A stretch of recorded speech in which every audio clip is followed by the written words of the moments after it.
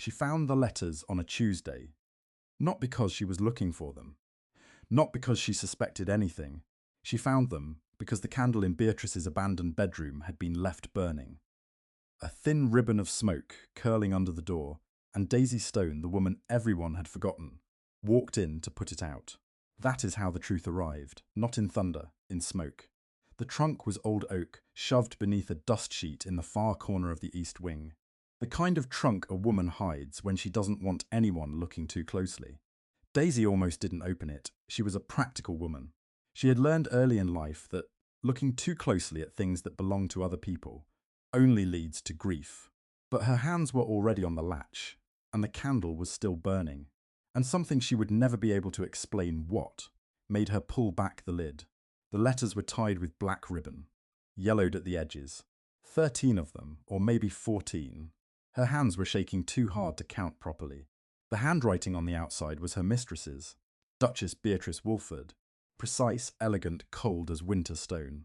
Daisy opened the first one. She read it once, then again. Her breath went very quiet. She opened a second, a third. By the 5th letter, she was no longer breathing at all. She didn't hear the door open. She didn't hear the slow creak of wheels on the old wooden floor. She didn't know Arthur was there until his voice came from the doorway, low, careful, afraid, in a way she had never heard from him before. "What have you found?" She looked up. The Duke of Hamilton sat in his chair in the doorway. The candlelight carved deep shadows into his face. He was pale. His eyes were fixed on her hands, on the letters shaking in her grip, with the expression of a man who has been waiting a very long time for something terrible to arrive. Daisy could not speak. There were no words yet. There was only the weight of what she was holding. She rose from her knees, crossed the room, knelt in front of his chair, took both his hands in hers, his large, scarred, trembling hands, and pressed the letters into his palms. "She did this to you," Daisy whispered. Her voice broke on the last word. "Not the horse. Not the fool. Her, your wife. She paid a man to kill you." Arthur looked down at the letters. He did not open them. For a long moment, the only sound in the room was the guttering candle. Then he spoke. "I knew." Daisy went still. "I did not know. Not for certain. But I knew. In my bones." He looked up at her. His eyes were wet. "She looked at me after the accident, and she smiled. Just for a moment. Just a fraction of a second before she arranged her face into something that looked like concern. But I saw it." He stopped, swallowed. "I have been sitting in this chair for 2 years wondering what I did to deserve being hated so much." His voice cracked. "Then you came, and I realized I was never the problem. She was." Daisy leaned her forehead against his hand. Her tears fell on his fingers. "What will you do?" she whispered. He looked at the letters, then at her. Something shifted in his eyes. Not anger. Something older and cleaner than anger. Freedom. He reached out and touched her face, gently, like she was something worth being careful with.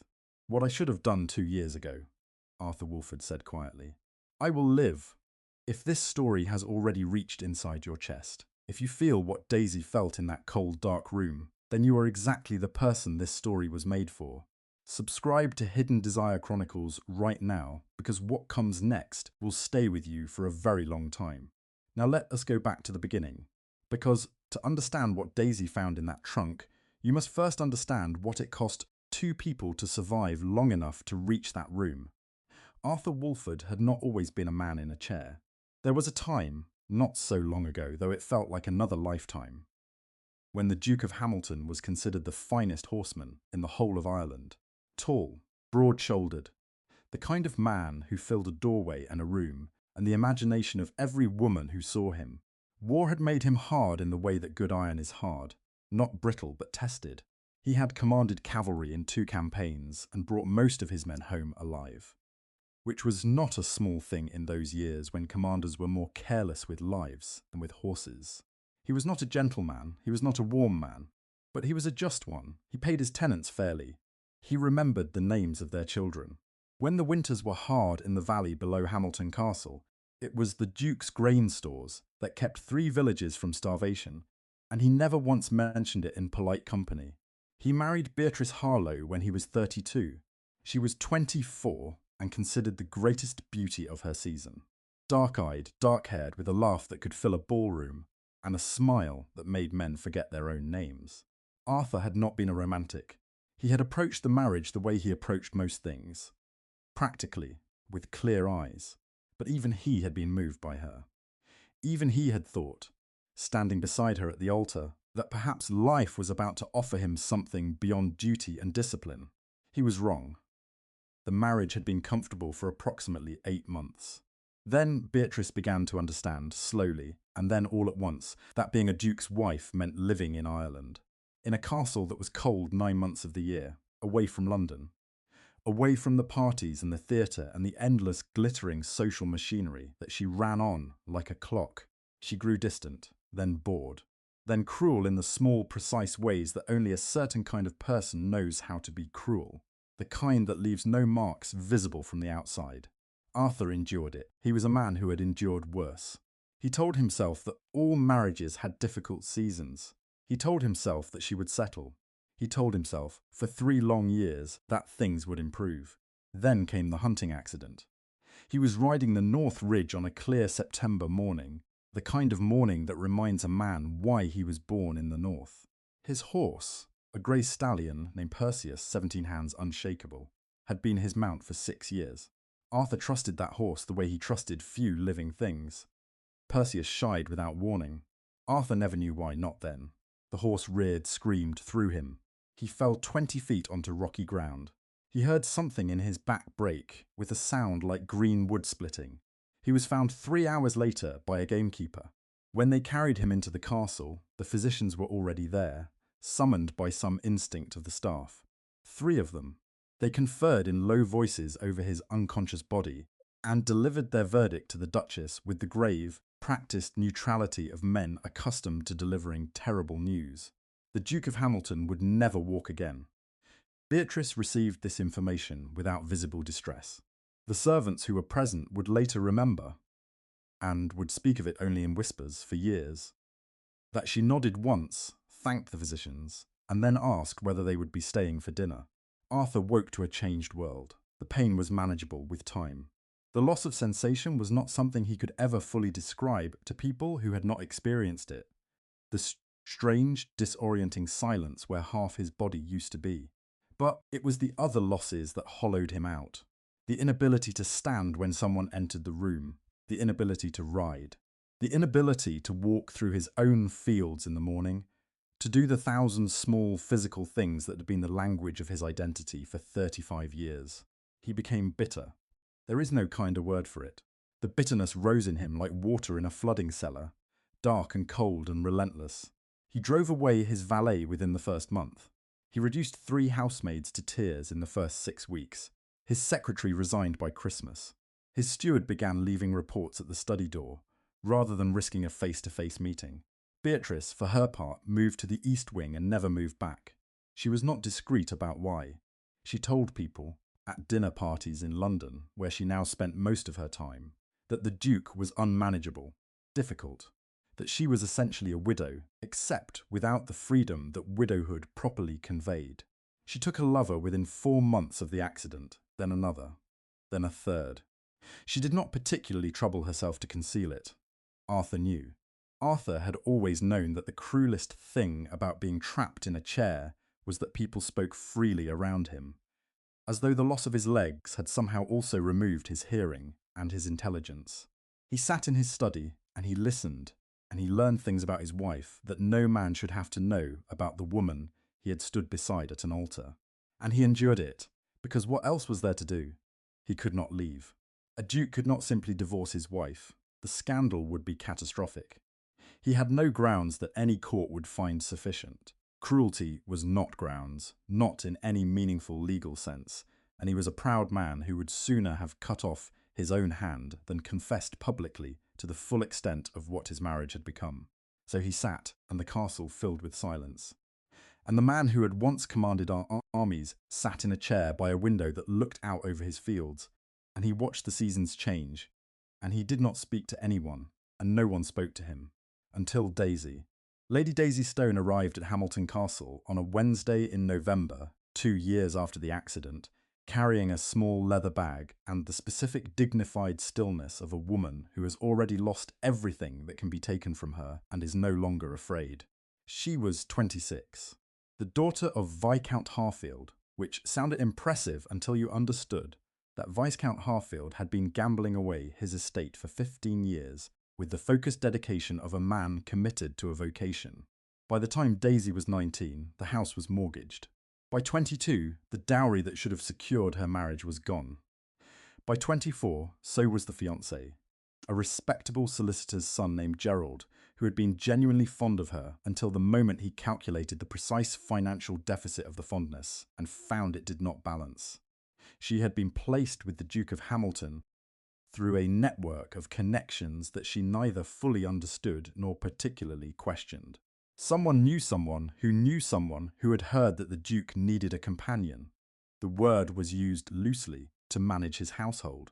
The position was not exactly respectable. It was not exactly a servant's post either.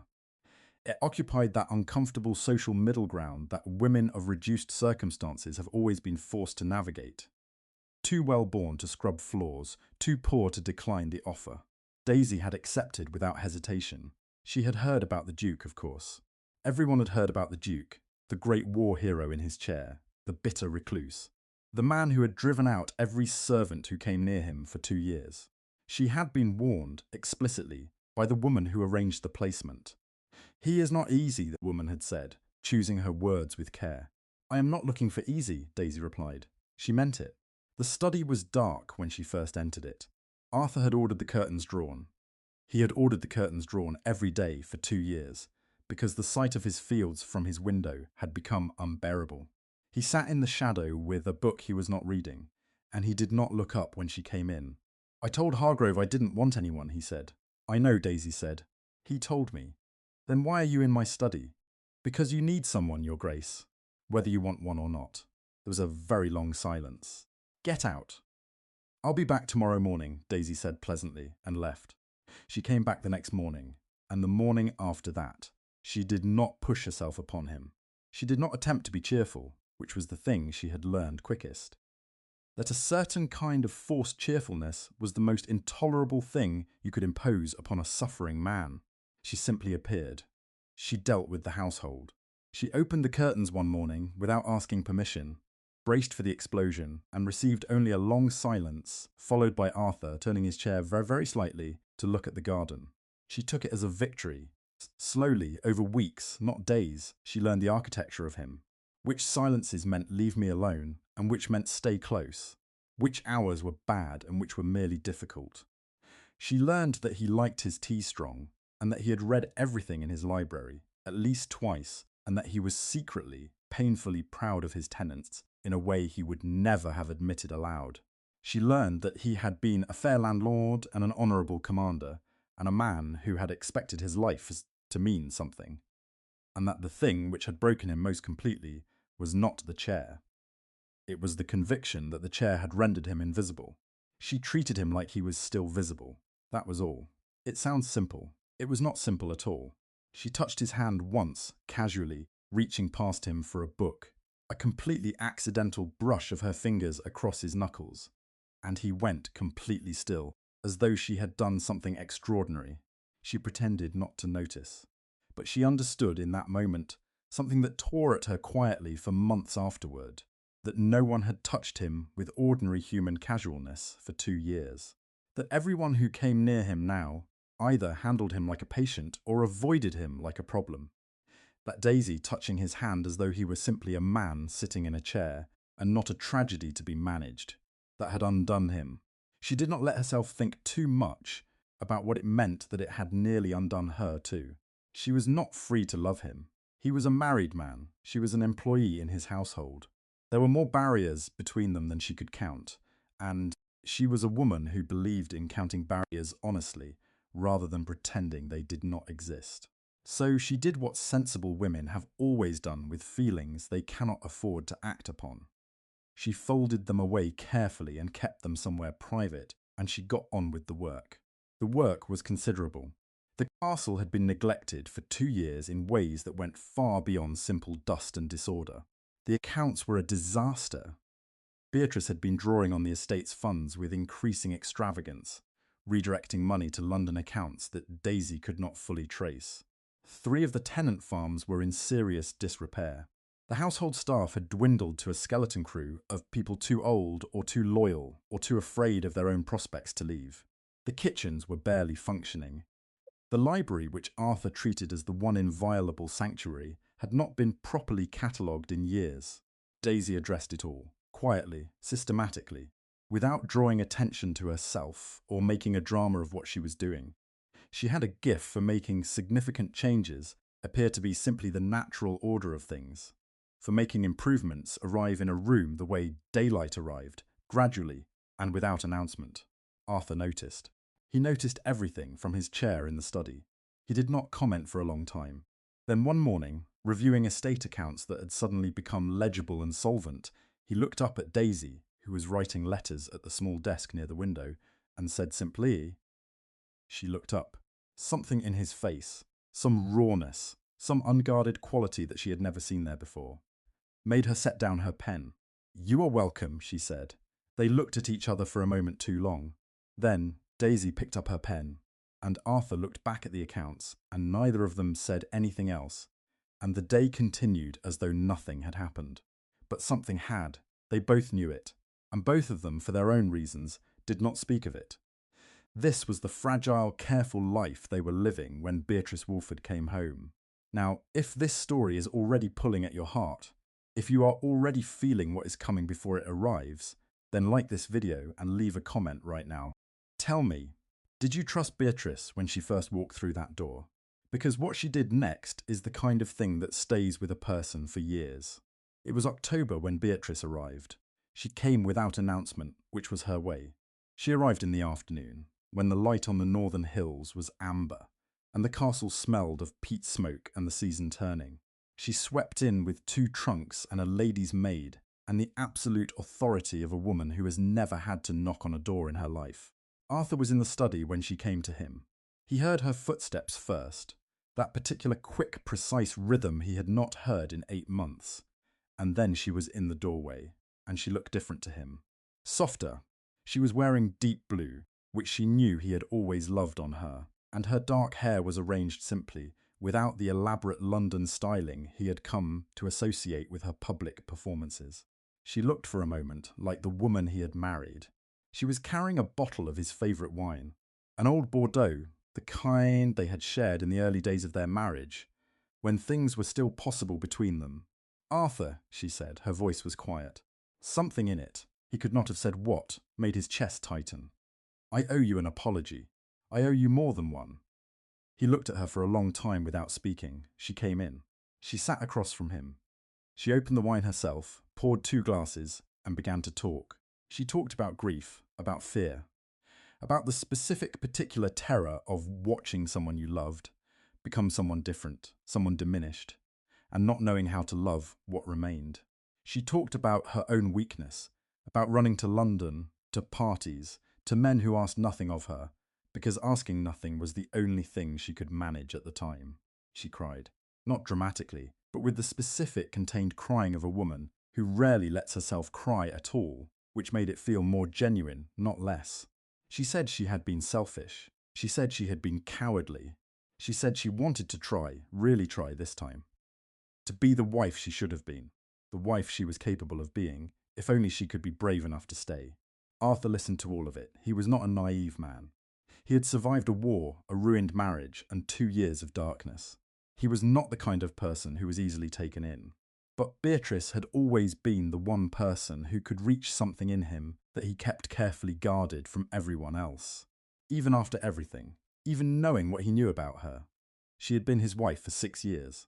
He had loved her once. And in that candlelit study, with the old Bordeaux breathing between them and her voice doing something unfamiliar and gentle, he found that the 6 years were still there, underneath everything that had happened since, still waiting. He let her pour him a second glass. He did not notice when his thoughts began to slow. He attributed it to the wine, to the long, emotional conversation, to the simple exhaustion of a man who had been carrying a heavy burden for a very long time. When his eyes grew heavy, Beatrice helped him to her chambers, supporting his weight with more competence than she had shown in years, and helped him to her bed.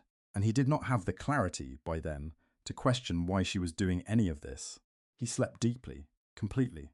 In the morning, he woke with a headache that sat behind his eyes like a blade, and Beatrice was beside him, and she was smiling, that particular warm, intimate, domestic smile of a woman waking beside her husband. And Arthur told himself that the headache was the wine, and that the hazy quality of his memory was natural after such an emotional evening, and that what mattered was that they were here, together, and that perhaps things were going to be different. He told himself these things because they were what he wanted to believe, because he had wanted them to be true for 6 years, because even damaged men, even men who have sat in the dark for 2 years and learned to expect nothing, still carry somewhere inside them the original hope that brought them to the altar in the first place. For 3 days, Beatrice was everything she had promised. She was attentive, kind. She sat with him in the evenings. She was careful, in a way she had never been in 6 years of marriage, about the things that hurt him and the things that helped. She was performing precisely the role that Arthur had spent years quietly wanting her to play. And then the 4th day arrived, and she was gone, back to the East Wing, back to the cold distance, back to the letters that began arriving from London, from men whose handwriting Arthur recognised, whose names he knew, whose connection to his wife was not ambiguous. Worse than before, crueler, as though the 3 days of warmth had been a debt she was now collecting on, with interest. Arthur sat in his study and understood, slowly and completely, that he had been used. He did not know yet exactly how. He did not know yet what had been put into his wine, or why, or what specific purpose the night in Beatrice's bed had been meant to serve. He only knew that he had allowed himself to hope for the first time in 2 years, and that the hope had been manufactured deliberately as a tool, and that the woman who had manufactured it had looked him in the eye while she was doing it. Something went very cold and very still in him after that, a different kind of stillness than the bitterness. The bitterness had been hot and consuming. This was something else. This was a man who had finally, irrevocably, stopped being surprised. He called his solicitor. He wanted a divorce. He knew the barriers. He knew the scandal. He knew the legal difficulty. But he had proof of the affairs, letters, witness accounts, documented absences of a nature no court could misread. It would be an ugly business, an expensive business. It would mark him publicly in ways that a proud man finds difficult to endure. But he was done. He was completely and entirely done. 2 weeks after the solicitor's visit, Beatrice summoned Arthur to the East Wing. She was standing when he arrived, which was theatrical and deliberate, a choice designed to look down at him in the chair, an old cruelty dressed up as circumstance. She was wearing white, which struck him as a strange choice, and her expression had the composed, precise quality of a woman who has rehearsed this moment. "I'm pregnant," she said. The room went very quiet. Arthur looked at her for a long time. He thought of the Bordeaux. He thought of the headache. He thought of the 3 soft, careful days, and the return to cruelty and the solicitor waiting in London for his instructions. He thought of a great many things, very quickly, and then he set all of it aside, because what was in front of him now was a fact, or a claimed fact, that changed every calculation he had made. "When?" he asked, she told him. The timing aligned with the night in her bed. And Arthur, who was not a naive man, but was a man with a conscience, sat in his chair in the East Wing of his own castle, in a room that smelled of his wife's perfume and something else he couldn't name, and understood that he was trapped. He went back to his study. He did not emerge for 2 days. Daisy left food at the door and did not knock. She had learned that particular silence, the one that meant, "I need you nearby, but I cannot speak yet." On the 3rd day, Arthur opened the door himself. "There's something I need to tell you," he said. He told her about the pregnancy. Not about the wine. That suspicion was still forming, still without shape or evidence. Just the pregnancy. Just the trap. Daisy listened without interrupting. When he was finished, she was quiet for a moment. "Do you believe it's yours?" she asked. Arthur looked at her. It was the first time anyone had asked him that directly. "I don't know," he said honestly. "Then we find out," Daisy said. That was the word she used, we. Neither of them acknowledged it. Both of them heard it. This is the moment in the story, this quiet word, this small, unannounced declaration that matters most. Not the scandal, not the letters, not what was about to be uncovered. This moment, this we, spoken in a dim study in November, by a woman with nothing left to lose, choosing anyway to stand beside a man who had been given every reason to believe he stood alone. Daisy began to look. Not obviously. Not in a way that would alert the household or give Beatrice any reason to suspect. She was methodical about it, in the way she was methodical about everything, quietly, systematically in the margins of her other work. She read the household accounts. She talked to the older servants, the ones who had been at Hamilton long enough to remember things. She noted the letters that arrived for Beatrice and the letters that left. She paid attention to who came and went from the East Wing. She was patient. She was thorough. She found nothing useful for 2 weeks. Then a servant named Margaret, a woman in her 60s who had been in the castle's service for 30 years, who loved the Duke with the fierce, uncomplicated loyalty of someone who had watched him grow from a boy, came to Daisy on a Sunday evening with something in her expression that Daisy had learned to read as, "I know something I have been afraid to say." Daisy made tea. She sat Margaret down in the kitchen. She waited. Margaret told her about a man named Dawes. He had been a groom in the Hamilton stables for years. A quiet man, by all accounts, capable with horses, discreet, reliable. He had left the Duke's service 3 months after the hunting accident, which was not unusual in itself. A household in upheaval, a master who had become impossible to work for, men looking elsewhere for steadier situations. But Dawes had not found another position. He had, according to Margaret's account, gone to a cottage on the north coast. A cottage that several people understood to have been paid for by someone else. He had lived there in increasing silence for 1.5 years. Then, 4 months ago, he had died. Margaret had heard about the death from her sister, whose husband worked on the fishing boats near the village. She had heard, through the kind of local gossip that travels in small communities like water through stone, that Dawes had said something in his last days. Something about a horse. Something about being paid to do a thing he should not have done. Something about the guilt being too much for a man to carry. He had died before he could say it plainly. But the people who had been present at his bedside had understood the shape of what he was confessing, even without the specific words. Daisy thanked Margaret. She sat alone in the kitchen for a long time after the old woman left. Then she went to the East Wing. The suite Beatrice occupied was not locked. Why would it be? She was the Duchess. The rooms were hers by right of marriage. No one questioned her occupying them, and no one questioned Daisy entering them in Beatrice's absence, because Daisy was the household manager, and household managers had legitimate reasons to be in any room in the castle at any given time. She moved through the sitting room quickly, efficiently. She checked the desk first. The obvious place, the place a careless woman might store correspondence, and found nothing more interesting than unpaid bills and an address book. She checked the dressing table, the wardrobe, the space under the bed. The trunk was pushed against the wall beneath the window, half hidden by a dust sheet that had been thrown over it in a way that suggested it was meant to look forgotten. Daisy lifted the sheet. She looked at the trunk for a moment, then she opened it. The letters were tied with black ribbon. There were 14 of them. 12 addressed to a man whose name Daisy recognised as a London figure connected to Beatrice's social circle. 2 addressed to a woman she didn't know. All written in Beatrice's hand. All dated within the past year. Daisy read them in order. The first few were what she expected. Arrangements and declarations, the documentation of an affair conducted with more care for operational secrecy than most people brought to their legitimate correspondence. She noted the details and moved on. The 7th letter made her sit down. It spoke of the pregnancy in terms that were unmistakably planned. Not the discovery of a pregnancy, but the planning of one. The deliberate arrangement of circumstances designed to produce a child. Not the Duke's child, while ensuring that the Duke would believe otherwise. The language was precise and clinical. The language of a woman managing a transaction, not celebrating a life. The 8th letter was worse. It mentioned a sum of money, a substantial sum, and a name, Dawes, and a task connected to a horse and a saddle and the North Ridge on a clear September morning. It mentioned this with specific, practical brevity that told Daisy everything she needed to know about the state of mind of the woman who had written it. Beatrice had paid a man to spook Arthur's horse on the ridge. She had paid him to make the fall look like an accident. She had been counting, it seemed, on the fall being fatal, and had been caught off guard in some complicated way that the letters did not fully explain when Arthur survived. The survival had required revision of plans. The letters documented the revision.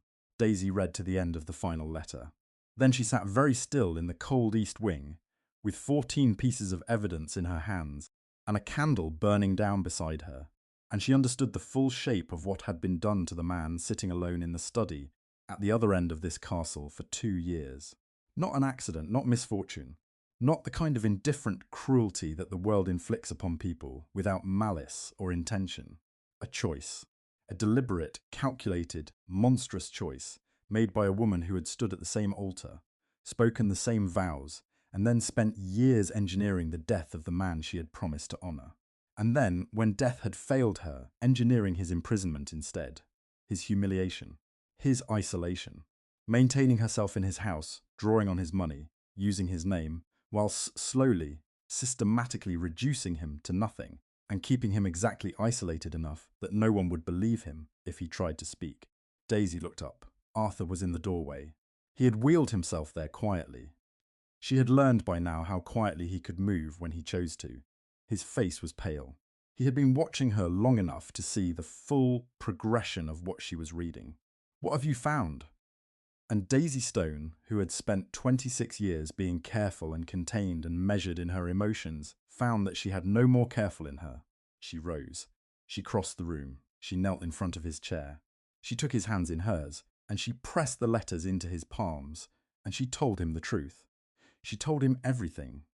Right now, if this story has your hands clenched and your chest tight, if you are feeling the full weight of what was done in this dark room, and everything it cost, subscribe and leave a comment. Tell me what you felt when Daisy opened that trunk. Because this next part is where everything changes. This next part is where Arthur Wolford, the man in the chair, the man the world forgot, becomes something else entirely. He read the letters slowly, every word, every date, every arrangement and calculation and casually monstrous sentence. He read the parts about the horse and the ridge. He read the parts about the pregnancy. He read the parts about the money that had changed hands and the cottage on the coast where Dawes had lived out the rest of his short life with his guilt and his paid silence. When he finished, he set the letters down on his knees and looked at the wall. Daisy waited. She had been afraid, reading those letters, of what Arthur might do. She had been afraid of the rage, of the thing that 2 years of darkness and pain and humiliation might do when it finally found its object.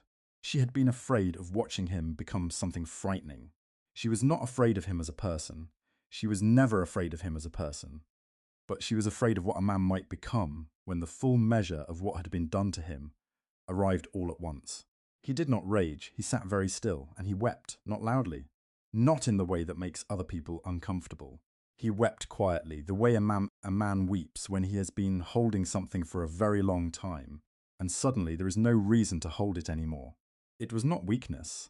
Daisy had learned enough about strength to know that this was not weakness. This was a man finally allowed to grieve a thing that had been stolen from him with specific premeditated intent. She did not say anything. She held his hands. She stayed close. She let the grief do what it needed to do without interrupting it. After a long while, he looked at her. His eyes were red.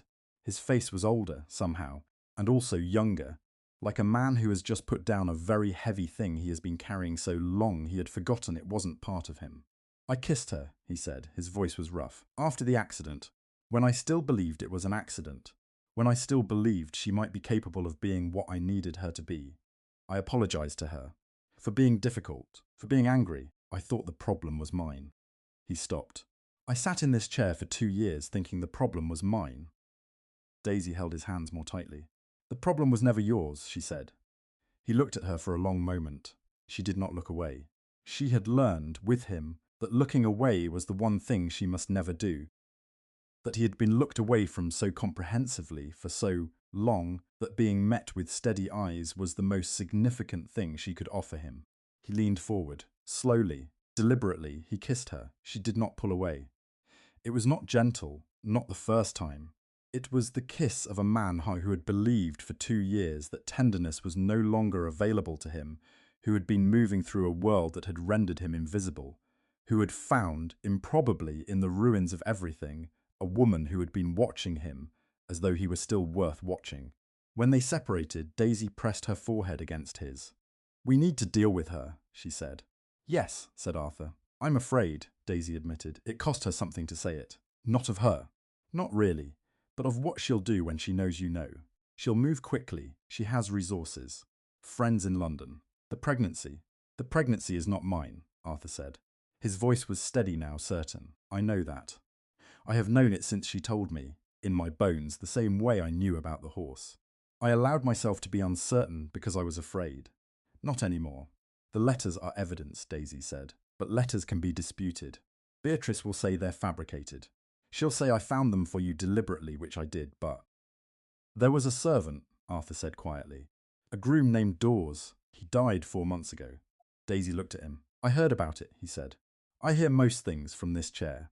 I was told he had said something before he died, something about the accident. But the person who told me was afraid, and I was not ready yet to act on it, and I convinced myself it was nothing. He looked down at the letters. It was not nothing.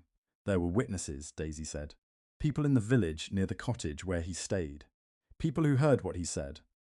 I'll send someone tonight, Arthur said. Someone I trust. He looked at her. Do you trust me to handle this? I am not asking whether you will submit to my judgment. I'm asking whether you believe I will do this correctly. Daisy held his gaze. I trust you completely, she said. I have trusted you for a year. You simply didn't notice. Something moved through his expression, something warm and complicated. I noticed, he said quietly. He sent 3 men to the northern coast that night. Men he trusted. Men who had served under him in the campaigns. Men who would not be bought and would not be frightened and would find the people who had been present at Dawes's bedside and bring back the accounts of what he had said. They came back in 4 days.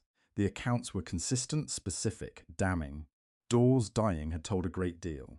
He had told the particulars of the payment, the instruction, the execution.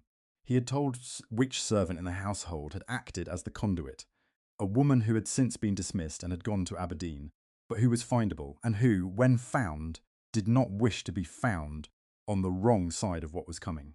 Arthur sent his solicitor's men to Aberdeen.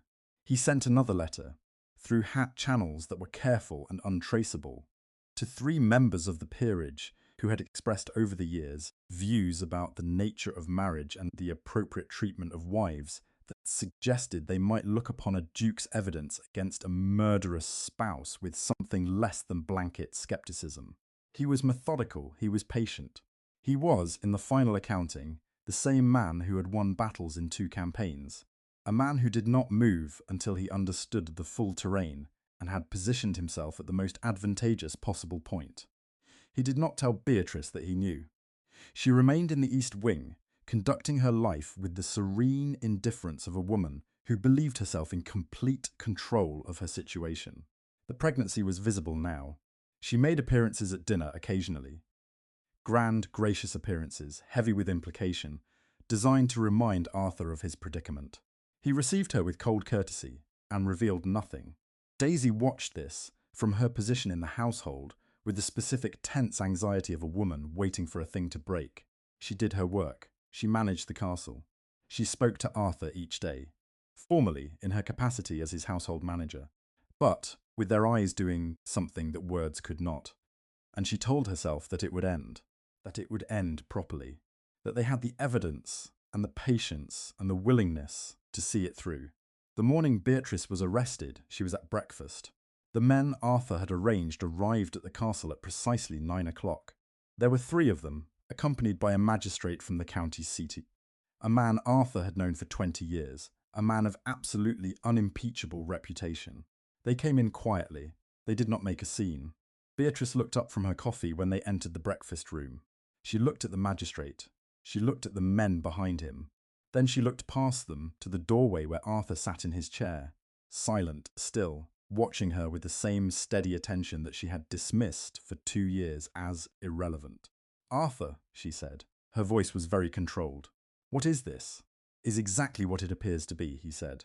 She looked at the letters in the magistrate's hand, the copies, made by Arthur's solicitor, carefully documented. She looked at the written statements from the men who had heard Dawes speak on his deathbed. She looked at the declaration from the woman in Aberdeen, who had decided that loyalty to a duchess was not worth what was being asked of it. For a moment, one moment only, Beatrice Wolford's composure cracked. The thing behind it, the thing she had been managing and concealing and performing over for 6 years of marriage, showed through. It was not fear, exactly. It was the specific, horrible look of a person whose calculations have finally definitively failed. Then the composure returned, and she said nothing. She was removed from Hamilton Castle that afternoon. She was tried in London 3 months later. The evidence was comprehensive. The witnesses were consistent. Her own letters, in her own hand, said everything that needed to be said about what she had done and why, and how carefully she had planned it. The Ton turned on her with the particular swiftness that fashionable society reserves for those who are found to be not merely wicked, but boring about it, who have been doing cruel things quietly for years and have been caught. There were a few voices in her defense, because there are always a few voices in defense of a beautiful woman, but they fell away quickly when the full particulars became clear. She was convicted. The title was stripped. The child, which arrived during the trial, and which everyone now understood was not Arthur's, was born and would be raised by her mother in circumstances far from comfortable. Beatrice herself was sentenced to exile.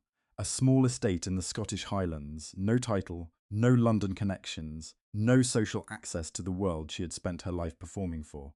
Arthur did not attend the trial. He stayed at Hamilton in his study, and he managed his estate, and he waited for it to be finished. The day after the verdict arrived, he asked Daisy to walk with him in the garden. Not walk, that was the word he used before he thought about it, and he did not correct it, and neither did she, because walking was something they did, anyway. Side by side, him in the chair and her moving beside him with her hands clasped, and it had never felt like anything less than walking to either of them. It was a clear day in February, cold and bright in the way that northern winter is sometimes clear and bright, the sky the colour of pewter, the bare trees precise against it. The garden was still winter brown, but there was something coming through in it. The first suggestions of what would happen in March, the first cautious shoots of things that were not yet ready to be seen, but were present nonetheless. "I owe you more than I know how to say," Arthur began. "You owe me nothing," Daisy said. "That is not true. I did what anyone with eyes would have done," she said, which was not true at all. And they both knew it, but she had never been comfortable receiving large declarations, and he understood her well enough by now to hear what she meant beneath what she said. He was quiet for a moment. "I want you to stay," he said. "I am aware of how that sounds. I am aware of the position I am in, and the position you are in, and the fact that I am asking something considerable of a woman who has already given a great deal to a man who had very little to recommend him." "You had a great deal to recommend you," Daisy said quietly. "You simply could not see it from the chair." "Daisy, I know what you're asking," she said, "and my answer is yes. It was yes before you asked. It was yes for some time before you asked." She looked at him. Her expression was clear and steady and completely unafraid. "I am not staying because you need me. I am staying because I want to be here. There is a difference." He reached out and took her hand. He held it the way he had the first time, in the dark east wing, like something precious, like something he intended to be careful with. "I intend to be a great deal of trouble to you," he said. "I want that to be clearly understood. I am not an easy man." "I am not an easy woman," Daisy replied. "We will be trouble for each other. I think that is the most honest thing I can offer." He laughed. A real laugh, not the brief humourless sounds he had produced in the early months, but a full, genuine laugh that surprised both of them with how much it changed his face. "Marry me," he said. "Yes," she said. "Obviously." They were married in the garden at Hamilton on the first day of June, when the roses that had been bare in February were in full bloom, deep red against the grey castle stone, extravagant and unashamed. There was no ton, no social machinery, no performance. There was a vicar who had christened Arthur 40 years before, and had known him long enough to be genuinely glad for what he was witnessing. There was Margaret from the kitchen, who wept openly and without apology. There were 3 farmers from the valley, whose families had been tenants at Hamilton for generations, who came in their good coats and stood at the back, and looked pleased in the specific way that people look pleased when justice has finally arrived. Daisy wore ivory, simple, without the elaborate construction of a fashionable season gown. The kind of dress a woman chooses when she wants to be herself in it rather than performing an occasion. She carried roses from the garden. She walked toward him without anyone giving her away, because she had decided when she woke that morning that she had been given away enough in her life, and that this time she would come of her own will, which she did. Arthur watched her cross the garden toward him, and anyone who had seen him in those first terrible months, the bitter man in the dark room who had driven away everyone who came near him, would not have recognized him now. Not because he was standing, not because the chair was gone, because it was not gone, because his spine had not healed and would not heal, and this was simply the body he had, but because of his face, because of the way his face looked, watching Daisy Stone walk toward him in the morning light, like a man who understood, fully and completely, what it meant to have something worth protecting. The vicar spoke the old words, and they repeated them, and when the vicar said, "You may kiss your bride," Arthur reached up and took Daisy's face in both hands with a tenderness that was not careful or restrained or managing itself for the sake of any audience. And he kissed her in the way you kiss someone when you have both been through enough darkness to understand precisely what the light is worth. There is a version of this story, the version that gets told in drawing rooms, the version that appears in the social columns, in which the Duke of Hamilton is the hero. The wronged man who endured and survived and brought his wife to justice and married the worthy woman. A satisfying narrative, a complete one. But Daisy Stone knows a different version. In her version, the hero is a woman who arrived at a cold castle with a small bag and nothing left to lose, who looked at a broken and bitter man and saw not a tragedy but a person, who spent a year learning the shape of his silences and the weight of his grief, and who chose every single day to stay. Not out of duty, not because she had nowhere else to go, because she had looked at him clearly with all his difficulty and his damage and his insufferable pride, and she had found that she wanted to be in the same room as him for as long as rooms were available to her. In her version, the bravest thing either of them did was not uncovering the conspiracy. It was not the arrest, or the trial, or the garden wedding, or the word yes spoken plainly in February. The bravest thing was the Tuesday afternoon in November, a year before any of that, when Daisy had accidentally touched his hand reaching past him for a book, and Arthur had gone completely still, and she had understood what that stillness meant, and she had thought, "I see you," and she had said nothing, and she had stayed. Some people are rescued from their darkness by drama, by evidence and trials and the machinery of justice grinding slowly into motion. That is part of the story and it matters, but most people are rescued by smaller things. By someone who learns which silences mean "leave me alone" and which mean "stay close." By someone who opens the curtains without being asked. By someone who kneels in front of a chair and takes two shaking hands and says, plainly, the thing that has been waiting to be said. By someone who stays. Arthur Wolford, Duke of Hamilton, was not rescued by justice, though justice came. He was rescued on an ordinary Tuesday in November, in a dim study in a cold castle, by a woman who touched his hand like he was still a man. And he always had been. If this story moved you, if you felt Daisy's courage and Arthur's grief and the full weight of what was recovered in that garden, then this channel was made for you. Subscribe right now so you never miss another story. Leave a comment and tell me which moment hit you hardest. Was it the wine? The letters? The February morning in the garden? Tell me, because every comment tells me you are here, and every story I tell is for the people who stay until the end. You stayed. That means everything. Now come back for the next story. It's waiting for you.